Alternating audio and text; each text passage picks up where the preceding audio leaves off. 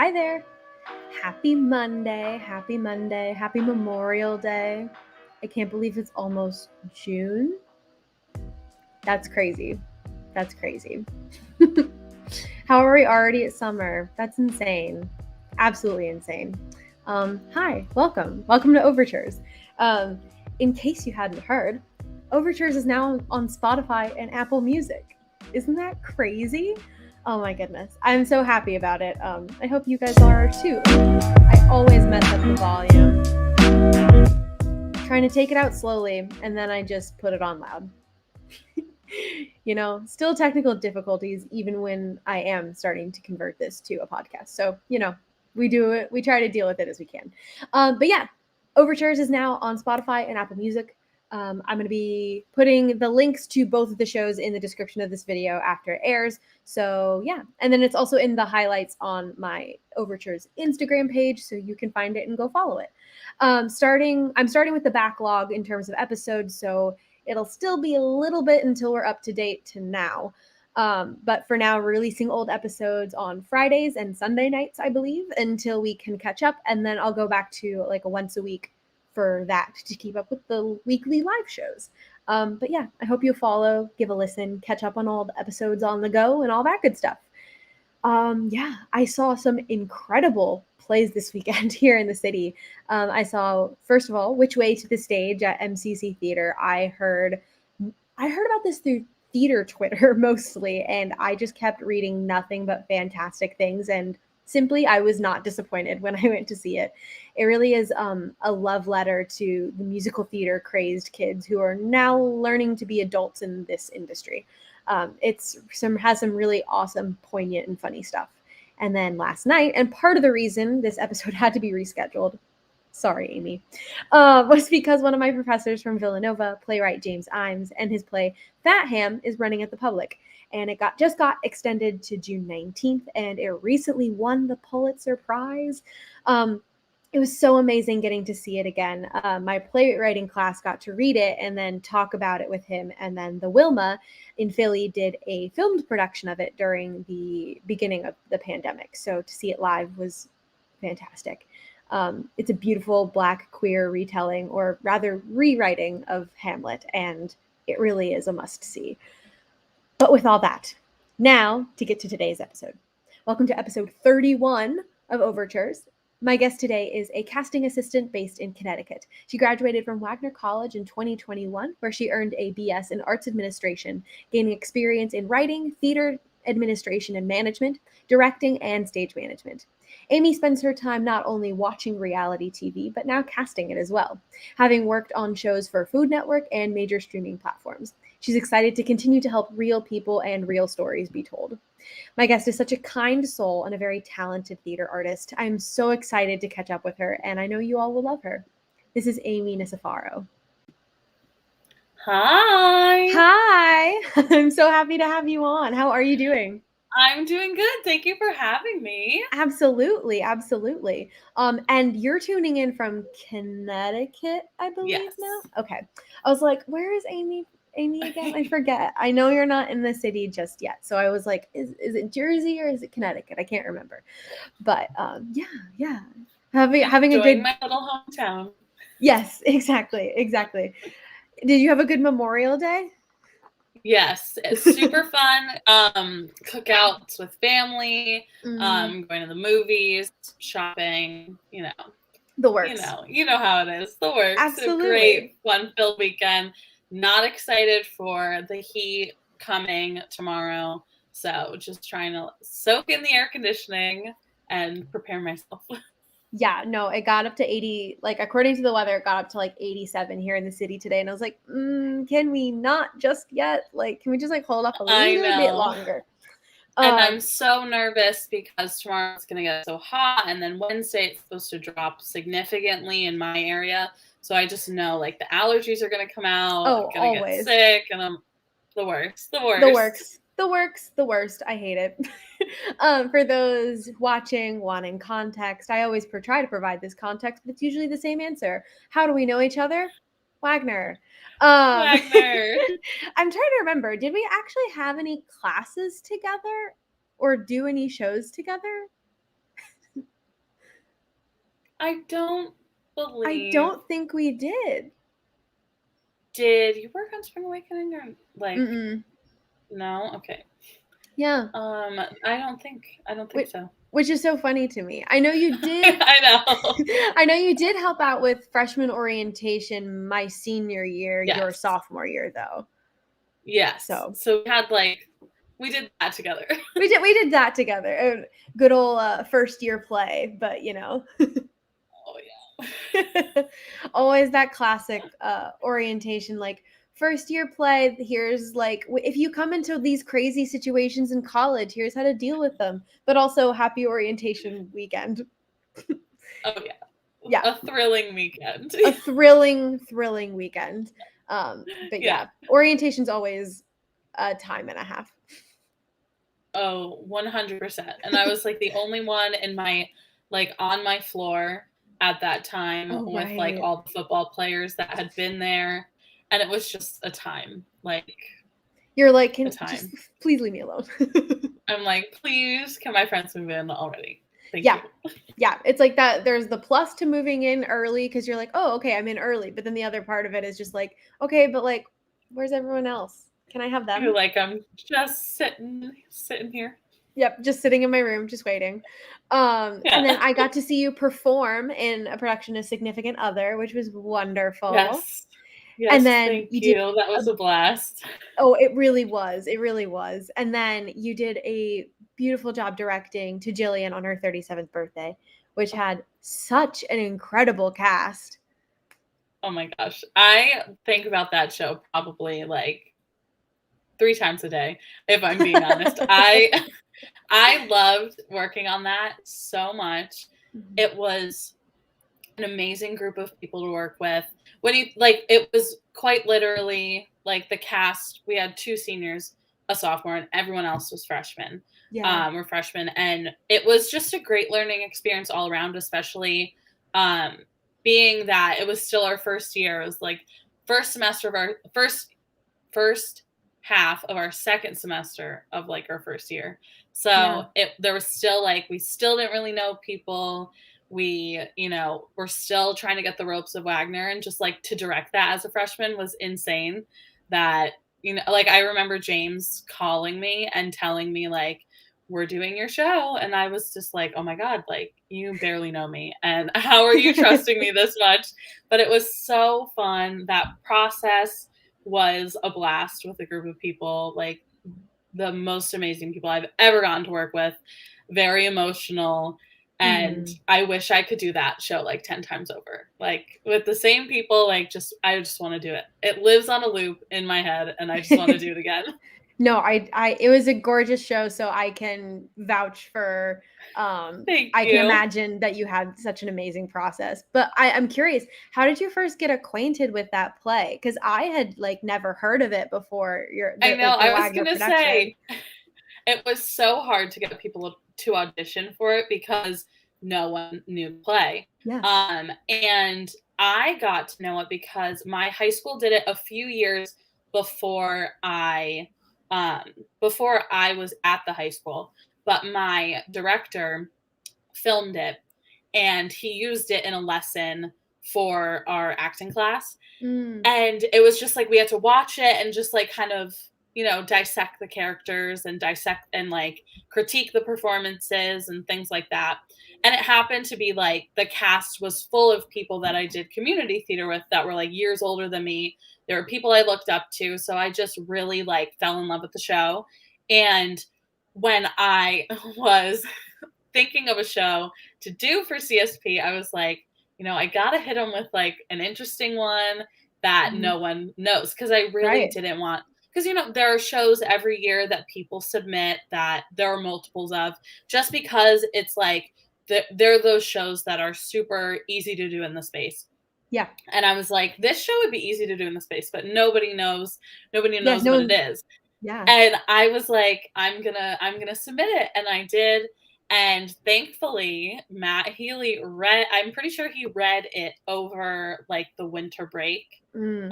So that thank goodness that he was familiar with it, which was because then he was like, cool, so I'm gonna audition now. Yeah.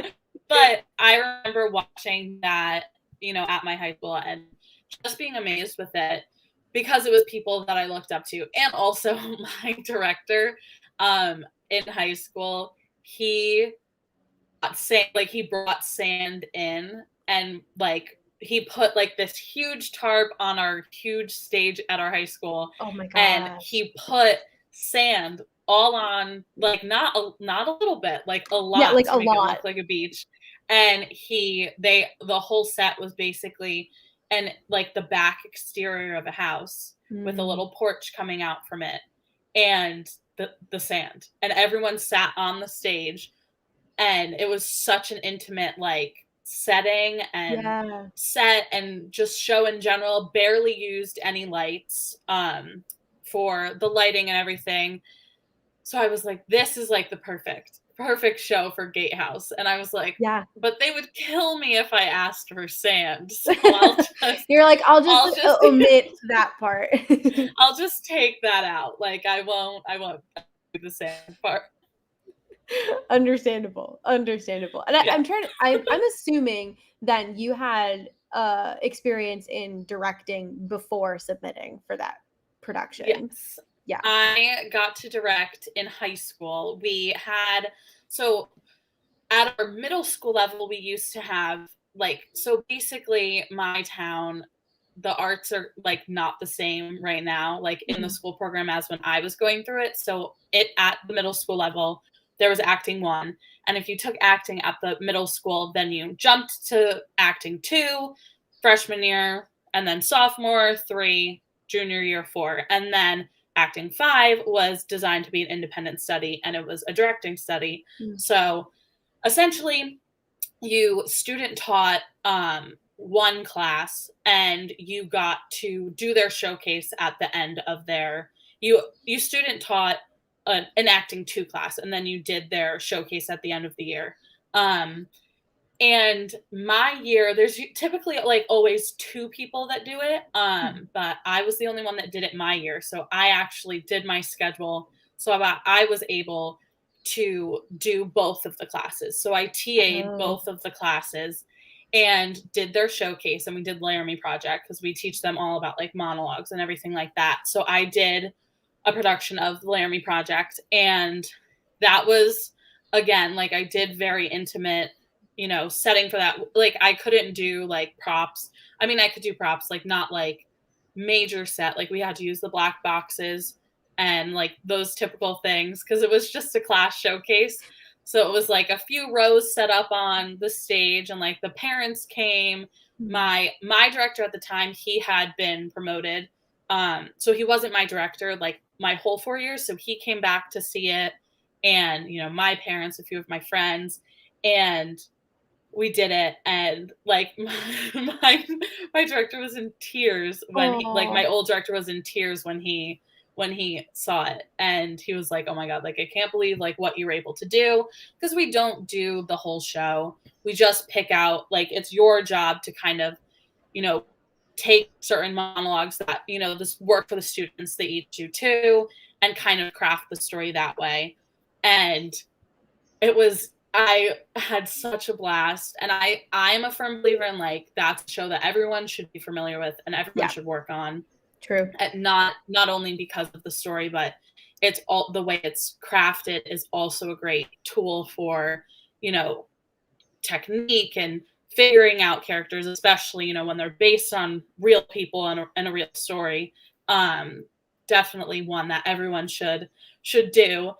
And it was just that experience. I was like, wow, that was phenomenal. And I wish I could do this, kind of forever. But I, was torn in a bunch of different directions. So it's now those 2 shows are so special. And my teacher had them all. She got me a copy of the Laramie Project, and then the second show that they wrote, which was them going back to the town 10, 15 years later. I forget the title of it, but I know what Yeah. that one is. Yeah. It was a copy of it was one book with the two of them in it, and she Mm, had all the kids write like little notes to me in it, and it's just like the cutest thing ever because that's so some of special. some of these people like were my age, like Yeah. seniors or juniors, because they, thought taking acting would be an easy credit. And then they met me and I'm like, it's not going to be easy. I'm going to work. Yeah. Because it's like our extracurriculars are only like in high school, we're like for only the half year. So the first half of the semester, like the teacher had them, and the second half of the semester, like it was all me, and she was kind of just in the room, Mm. and I was like, it's not going to be easy, but we're going to do it together. And they like, there were days that they were like not into it, and I'm like, come on, like just do it. Just do it. It's I going to be promise. It'll be fun. great. Like there was one kid, and he was just barely spoke at Mm. all in class. He very much just sat in the back, didn't want to be there. And I'm pretty sure like he kind of got put in it because he needed a credit, and like his guidance counselor was like, let's push you a little. Yeah. And my teacher was shocked at the end because he did both of his monologues. Mm. And like, granted, he did like look at me the whole time to make sure he was doing it correctly and like, going as slow as possible. But I was like, I don't care. Like, he's Yeah. doing it. He would not have done this. Like, if you had told me at the beginning of the semester, I would have thought he would have not done the showcase at the end of the year. So Yeah. that was a blast. And I kind of, got my whole process from there and Yeah. was able to do like the two shows at Wagner, and it was great just like being able to have the freedom in high school to kind of figure out the process and have so many directors to kind of take things from and learn things from, which is like, most people have in high school have one person all 4 years, but Yeah. we had Well, so many people go in yeah. and out in high school. And well, like I'm just sitting here amazed at like how many classes and things they offered for you guys cuz like we didn't even have acting classes in the high school. It was like the shows and that was it. And like Yeah, even a lot. opportunities to direct didn't come to me till college. And so that's so special that like you lived in an area that provided that kind of arts from the beginning. Yeah, And I guess that brings it's me sad now. yeah. It's sad now because it's definitely not the same. They Mm. don't really have a program at the middle school anymore. Oh, That teacher retired. He had been there for years and yeah. years, and he retired, and no one could kind of, stick there because, middle school is a very, very weird time in everyone's Yeah. life, very hard time for a lot of people. So a lot of teachers, like, didn't really vibe with the kids, couldn't really get them to do things. Yeah. So that program kind of, fell away. And now they just have like a mother coming in and like doing like an after school program, which is nice that they're bringing that back.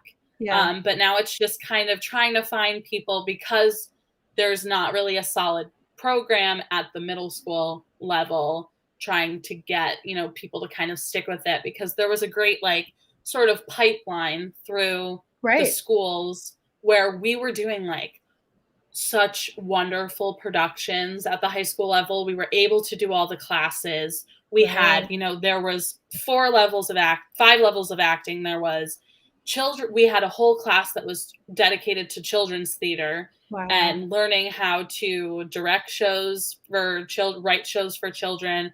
We had movement. We had so many things, but now it's like just the basics because there's not that much of a crowd for it anymore, which which really stinks. But I'm trying Absolutely. to see more. I'm really hopeful with like the kids that I work with at my community theater, like to kind of bring that back, hopefully. Totally. Totally. And so then I'm wondering then, so how did you first get started in theater? Did you start at that middle school level or did you start earlier in life?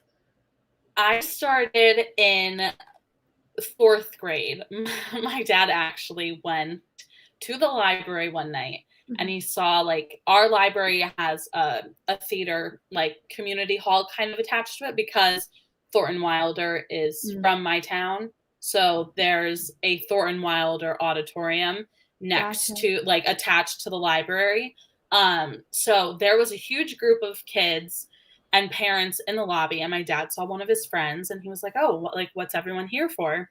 And they were like, "Oh, it's auditions for Seussical Junior with the Whitney Players." And my dad was like, "Oh, like, I don't know, like, what that is, but I feel like my daughter would love that."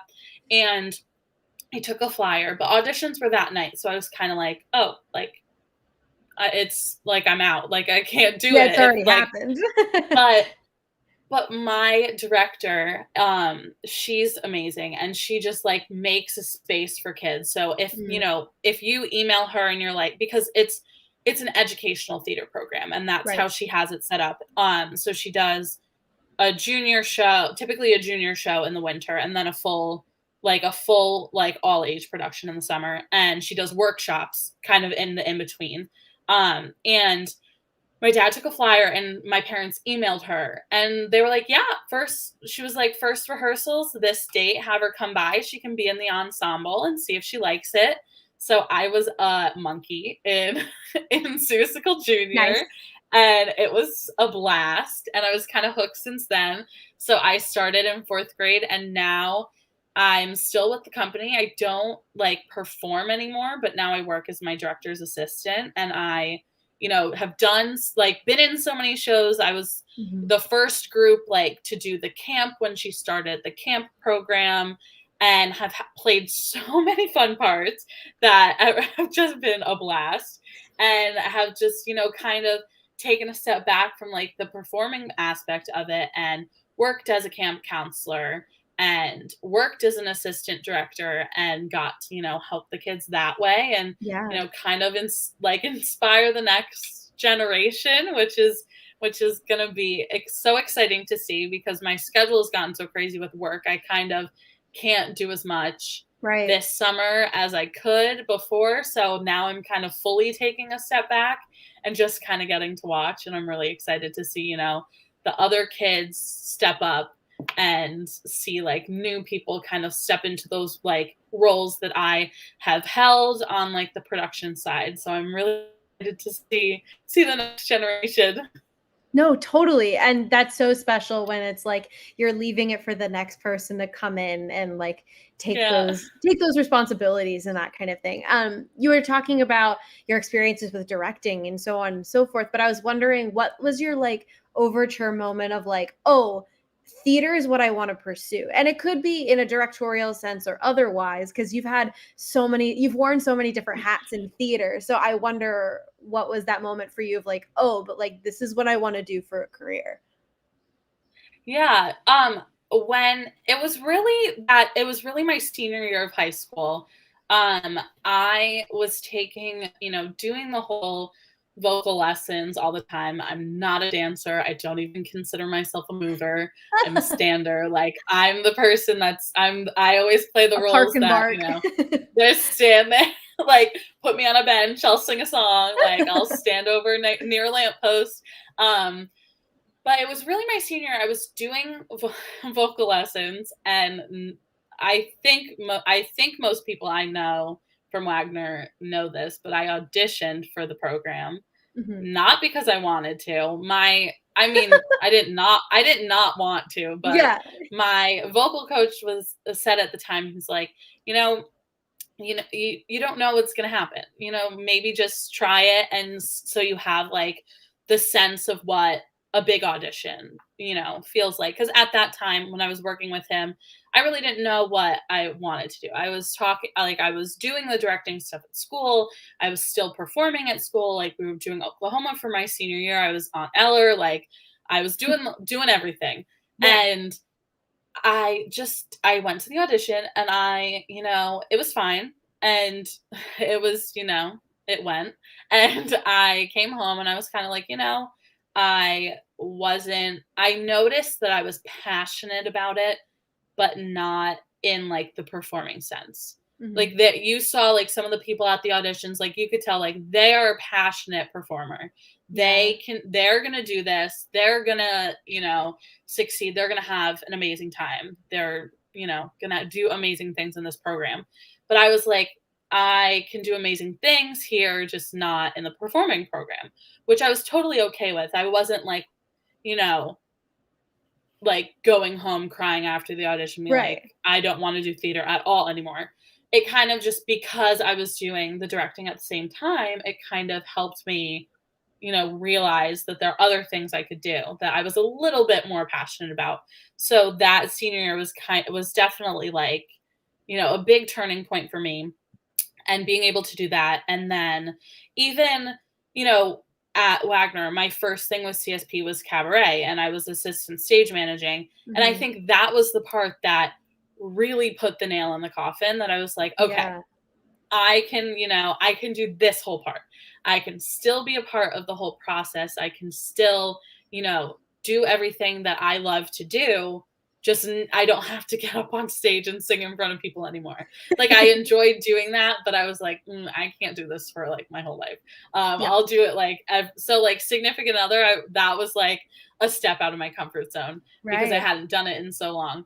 But that, like, definitely cabaret senior year, and then going into freshman year and doing cabaret was definitely like kind of the big full circle. I even came into Wagner as theater studies because I didn't really know if I wanted the arts admin route or if I wanted the theater studies route. Right. But then, talking to Felicia, I had a very intense meeting with Felicia where I was telling her what I wanted to do. And she said, you know what? Like, she was like, you should really just go down the hall and talk to Todd. Like, what you're saying to Sorry. me It's arts sounds like administration. it's arts admin. It sounds like Todd. So I I literally walked down, knocked on this door, and I think Felicia might have even like brought me over. But I sat and I talked to Todd, and I was like, okay, yeah, I'm going to declare my major, and I'm going to do arts admin, and I'm going to be able to do kind of everything that I love, and just kind of see where it goes. Yeah. And I think that's so, so special because you're talking about all of your like community theater background and your passion for like working with these groups of people and this community that you've developed. And so then it's fun to then hear you talk about still wanting to be involved in theater and the people, and then you're like, oh, but I can do that like back here. And it's still kind of that, Mm-hmm. there's that connection there, which is really fun because I think so often community theater can get this like bad rep for being like community theater, which is silly, Yeah, which is so, so silly. But so it, silly. depending on the community theater, it can provide so much like valuable, uh, I don't know, such a valuable environment for communities and young artists when it's supportive. The this My community theater, like, literally I could go on and on about how like amazing it is. I have had so many like life experiences with these people. I met my best friend through the community theater. We both started in Sioux School, and we just, stuck together. Still, Mhm. we're in our separate like kind of areas. She's, down in Georgia now, like doing school, and just, I would have never met her through there. The learning lessons I've gotten from my director on like theater, regular life, like literally anything, is Beyond. is amazing. And just the people, there's so many people that come through, especially working in like how she has it set up, where the winter is all about the kids, and Mhm. teaching the kids new things and giving them the spotlight. And then you do an all ages production with our oldest person in our community theaters in his 90s, and he's still doing shows. Oh my He gosh. has had so many surgeries, but he's like, I'm still doing it. He walks so slow now, but we're like, we'll put you in a wheelchair, we'll get you on that stage.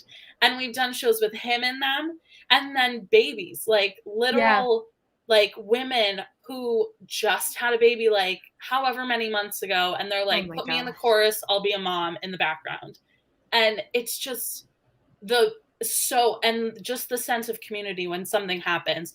I Unfortunately, like, my whole family got COVID in January, and it kind of Mm, just went through our house because it's so small. There right. We only have one bathroom. It was kind of unavoidable. And my director's calling me, and because we were supposed to start rehearsals for our winter show, Mm. and I was working, my job and also doing the winter show just because, she needed a little extra help. I went when I could, sort of thing.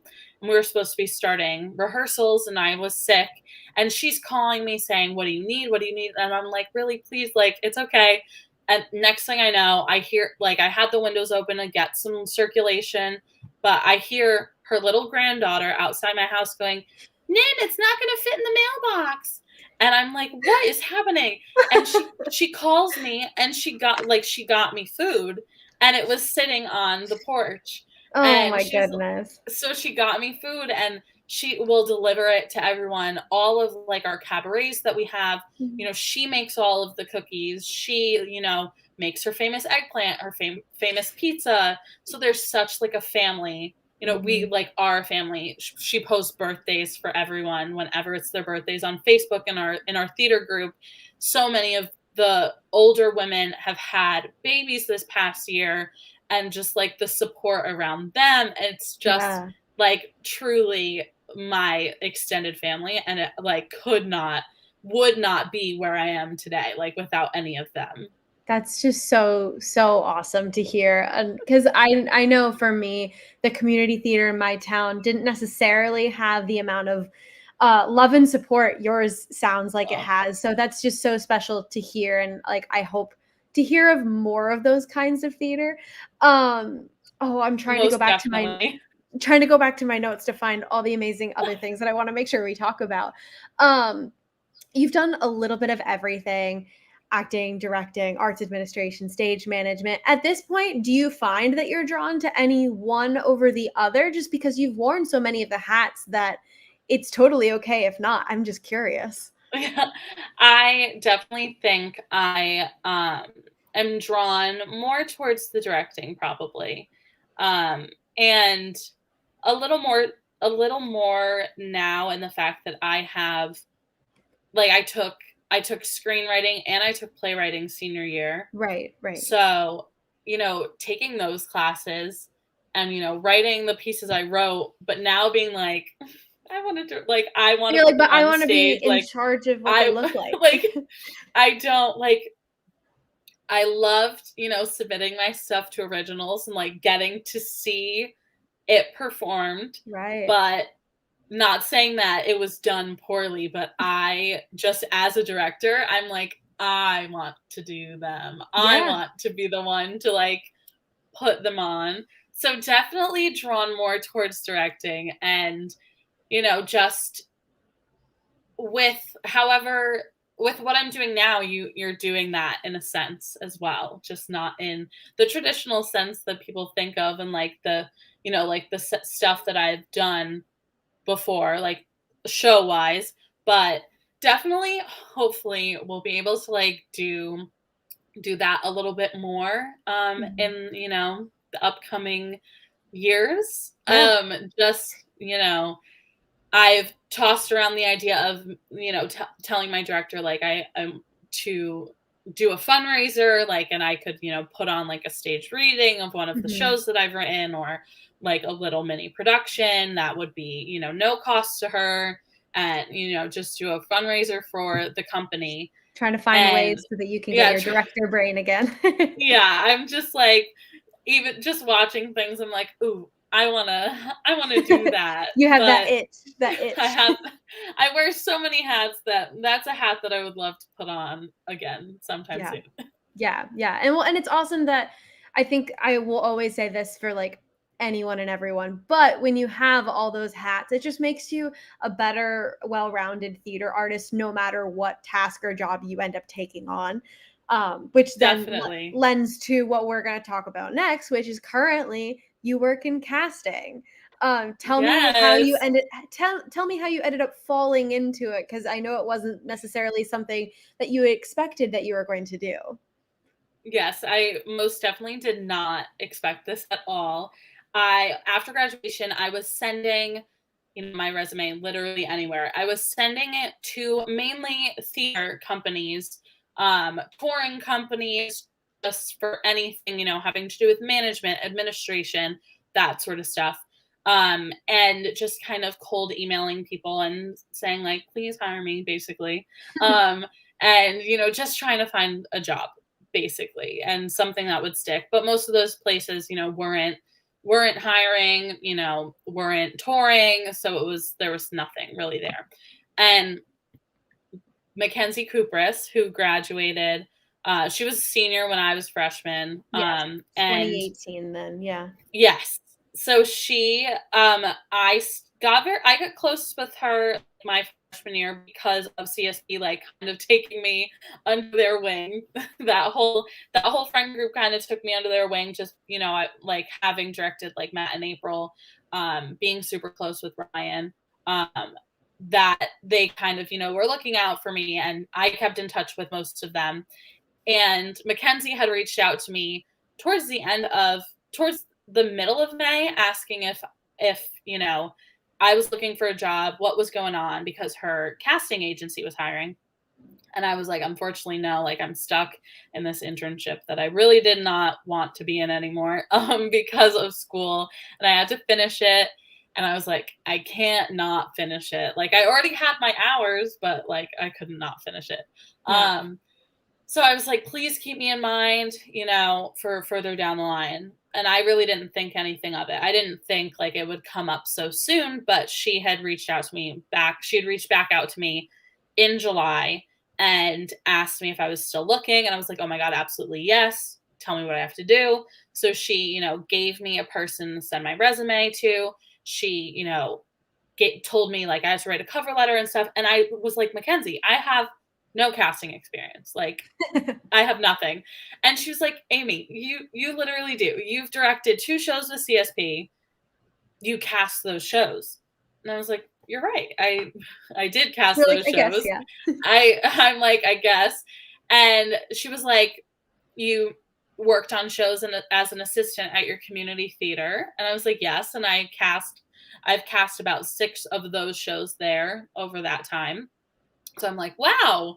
Like the way she was saying to me, I was like, wow, I actually do have casting experience.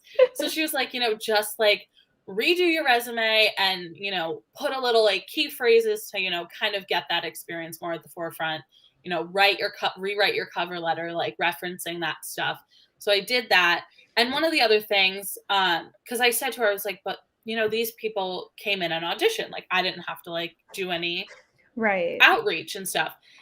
But my senior internship, part of it, I was working on a team that was outreaching to influencers for a marketing program.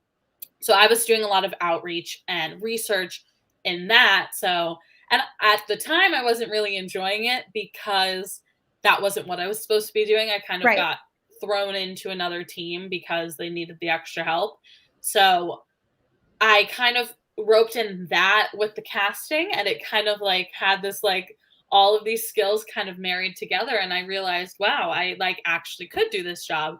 So I applied, and like maybe a few days later they called me, did a phone interview, and I was literally in the middle of a Below Deck marathon, which is like my favorite reality TV show, is like anything Below Deck. Oh Love my it. gosh. And they called me, and the call went great, but then I like didn't hear anything. And this company, like our like timelines are so fast. They said to me, the call happened on a Tuesday, and they said you should hear something the end of the week because you would start on Monday.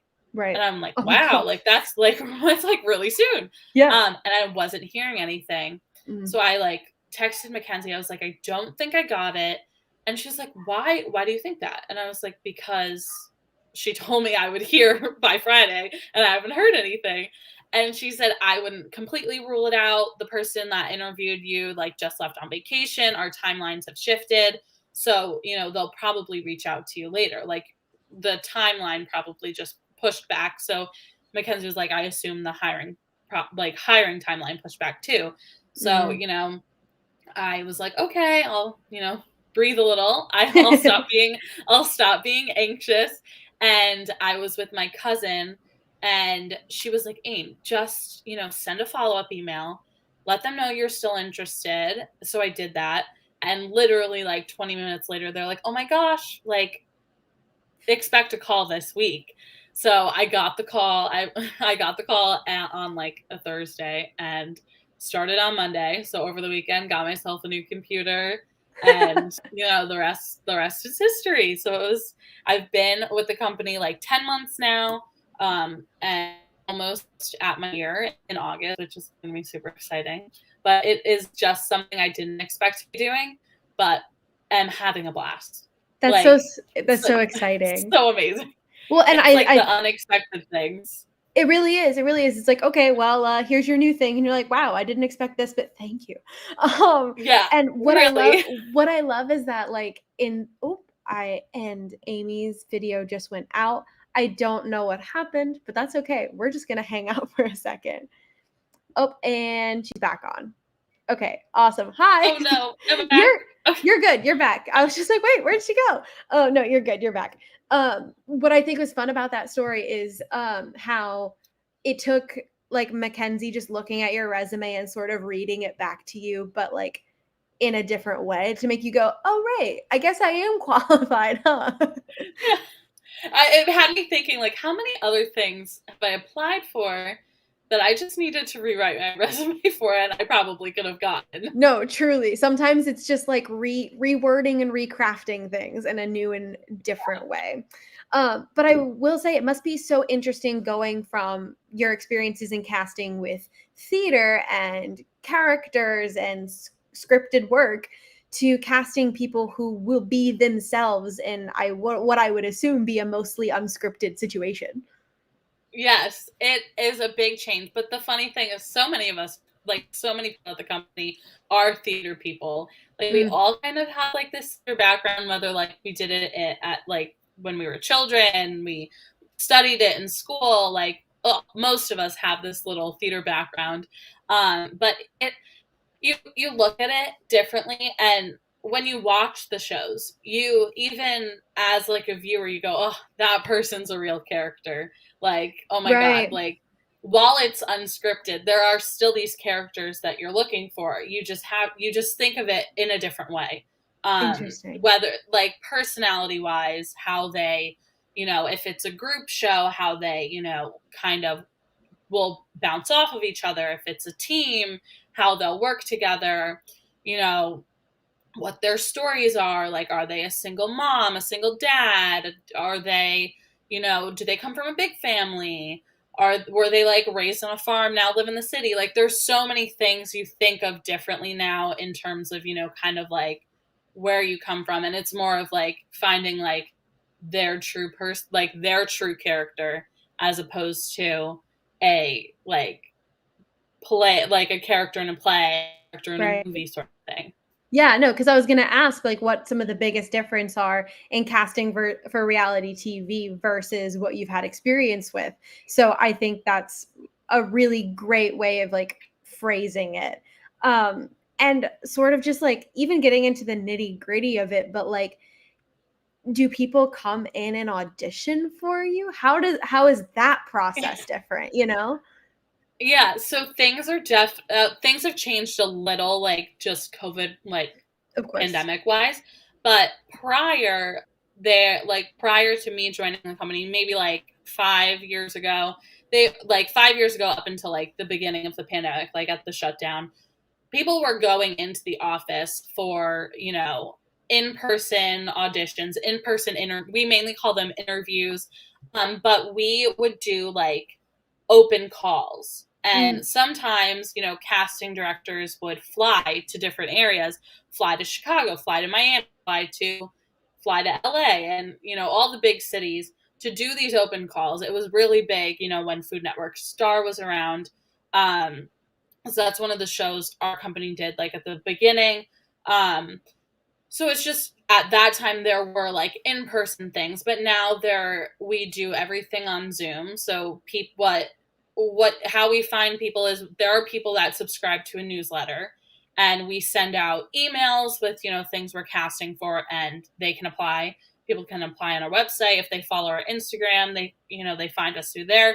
But a lot of it is us finding people. If we're doing a restaurant show, we look through different publications that list like the best restaurants in certain areas, like Eater, Thrillist, like Food and Wine Magazine, all those things. We look through hashtags on Instagram. We look at YouTube. We look on LinkedIn. Like we sleuth, we dig through hashtags. So I always tell, because a lot of people are always like, "Oh, how'd you find me?" And I always say, like, I find you through hashtags. So, I know you probably are wondering, like, is it worth it to put all these hashtags to like push the posts? But you never truly know who will see them. So a lot of times it works because we do find you. We go on like so my Instagram explore page is so weird now because it has like my things that I search for work, and then it has the things that I search myself, and it's like, oh, here's like a cute outfit I want. Oh, here's like a recipe. Here's like a restaurant. It's like, it's so funny. Like depending on the show you work at, like the show you work on, your Instagram, your suggested ads, the algorithm will really change for a little while. it's so like my TikTok page, like literally crazy. And like you've worked with like Food Network shows, for example, and I can imagine in many ways, like casting these people could like quite literally change their everyday lives. Yeah, it's really amazing, kind of like, talking to these people and just like imagining, like, you never know who's going to get chosen, but then once like that final cast, kind of like seeing what might happen. So I can't wait until like the first show I worked on to like finally air and see who made it, see who, won, those sort of things, because I'm dying to know. Like, I'm dying to see who becomes the stars. My company just did Is It Cake on Netflix. Oh, fun. We cast that. So just seeing those people, come into the spotlight, and, they'll pop up on my, For You page because they're doing an ad for like a company. And it's just so awesome to kind of see all these people become, to kind of help them get seen. And it's amazing, whether, that it's because they win a competition and now they get money to, help them, get their dream of opening a food truck or a restaurant, or, paying off loans, going on a honeymoon, or, they just kind of get their own show. They, kind of get to do all these things and get their restaurant gets bigger and bigger. It's truly, truly amazing just kind of seeing all of this happen because of one email you sent someone saying, "Hey, would you be interested? We're casting for this thing." And most of the time, if it's not a show that is super popular and been around for years, most of the time we're just sending out super, super vague things.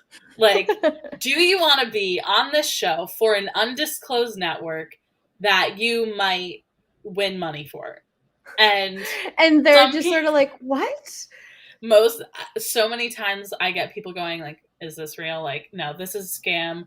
Like, I have people like, all cap responses that are like, how dare you try to trick me? This is a scam, blah, blah, blah. Oh no. And it's like, it's not.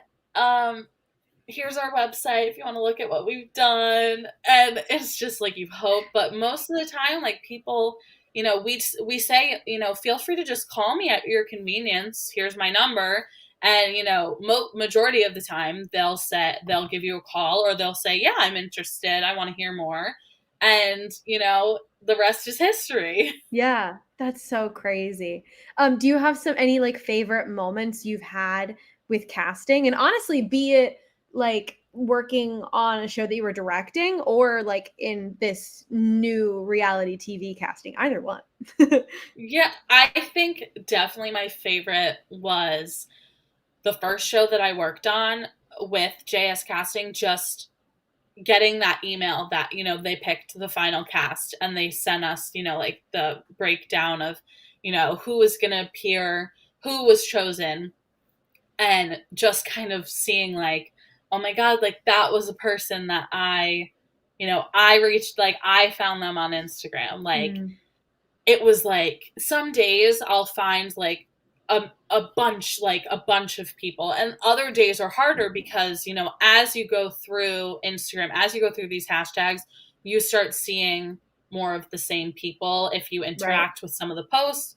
So then Finding new sometimes it takes, hard. yeah, so if it's like someone, you had a really tough day, like you just keep seeing the same people, but then you find like that needle in a haystack, and you get them on the phone, you get them on the schedule, and they're in that final selection. That is an amazing feeling. But definitely, I think my best feeling will be when that first show like finally gets to air, and I will get to watch it. Yeah. Just being like, I found these people, I worked on this show, like that will be an amazing feeling. So I'm like holding off for that. Yeah, But because as Amy was explaining to me earlier, she has signed many NDAs, so can't talk about the projects you have worked on, presumably until they air. Is there anything that you're really excited about with the projects you're currently working on? Obviously, like not saying any details, but is there anything that you're like super excited about? I think the first show that I worked on has like potential to be a big thing. So I think it will do very well. I think it has great potential. And then another show that I worked on, um, a few shows ago, was just super fun. And so some shows, that we get hired to cast are already picked up by networks, Mm, and other shows are in development. So gotcha. basically, if it's in development, you you don't know if it's going to get chosen. It's basically up to your casting. Like, if If the the casting network, is good, then if the the network could casting is choose it. good, they might be like, heck yeah, like we'll sign it, we'll greenlight it right now. So like working on that, like when it was in development, and I pretty like it was very tough because when you cast something that's in development, you have already have to be super vague, and then you're like, oh, by the way, like it's in development, so there's that extra It might level not of go it through. might not happen. um but with the cast that we gave them, like all the choices and the cast that they picked, I'm pretty sure like if that gets greenlit, like that is gonna be something. So I'm hopeful, like I'm just like that's gonna be something I'm gonna want to watch, and I'm really hoping and really excited to see what happens. Well, crossing fingers for that because Yes. that's so exciting to be a part of something that could grow so big. So that's super exciting. And it sounds like you're having so much fun doing this, and that makes my heart so happy to hear. It's a blast. Like you never truly know what will happen. And sometimes you have like those really bad phone calls where like really it's just someone yelling at you because they don't believe that it's real, or having like to kind of rip off the band-aid and tell someone like, sorry, like they didn't go forward, or whatever the reason is. But it is like a roller coaster, and I am loving the ride. And the only like, and also everyone works remote, so we're all on Zoom all the time, all phone calls, just because we kind of realized the company actually grew so much during the pandemic. Mm. So just kind of seeing we're all kind of spread out. We got people in California, we got people in New York, New Hampshire, Philly, Connecticut, kind of all over, and just kind of like getting to do it. I mean, in my bedroom at home, like, isn't the office that I thought I would have. Right. But like getting to like do it from home is honestly like very, very nice. And getting to hang out with my dogs, getting to like sit in my yard on my lunch break, or take Mm. calls outside, just Well, the even be kind able of to freedom. like being able to go and see those community theater shows like in your Yeah, community. getting to do it all, like both sides, has just been so awesome. And as much as I loved the city before, being so being away from it for so long and doing this from home and like getting to do something you typically would only get to do if you lived in like New York or LA, Right. getting to do it from home and getting to do so many of the things that I love to do around me. I'm like, I could get used to this. I could stay here for a while. Not in my parents' house, but stay in this area for a while. No, I 100% believe and understand that. Oh, that's so special. I can't believe that we're already like at the end of this, which is insane. It just goes by so quickly. Amy, where can people find you on the internet? Yes, my Instagram is my first and last name, Amy Nicefaro, with 2 I's, 2 O's. My TikTok is nice2, the letter 2, Meetya, with 2 A's, I believe. On my Instagram, I reshare, like, whenever we're doing casting, I reshare the flyers on my stories, on my LinkedIn, in case you want to connect on my LinkedIn. It's my first and last name. I always love to grow a network. I post flyers there too, and when we're hiring and like need new assistants, also on there as well. Awesome. Thank you. And then you can find me on Instagram and Twitter at Lora_Marjoram and my website, www.loramarjoram.com. You can find this show on YouTube. And if you're here, congrats, you already made it. You're here. Overtures show, if you can subscribe, comment, like all the things YouTube can do, always helps. It's always great to have viewers and be able to participate in the conversation and get to know what you guys want to see. And then obviously the show is on Instagram at Overtures Show. That's where all the updates about upcoming streams, rescheduling when it needs to be, different uploads, things like that. All the information is going to be there. And now we're on Spotify and Apple Music. So links to those show pages are in the highlights on the Overtures Instagram. So another reason to go there. Next stream is actually going to be Wednesday, June 1st. So coming up very quick, day after tomorrow at 5 p.m. with Alexis Eldridge. So it's going to be super, super fun. But Amy, do you have any final thoughts for viewers live and in the future? I would say my final thoughts would literally just be, you can never wear too many hats. If there's something you want to do in theater, there's an experience you want to get, do it. It will help you grow no matter what, as a person, as a performer, as a theater artist in general. Do and everything you can to grow as a person and an artist, and it will help you succeed so much in whatever you choose to do. I fully put my stamp on that as well. 100%. Great advice. Thank you so much, Amy, for being on. Thank you for having me. We'll see you all next time. So thanks. Bye.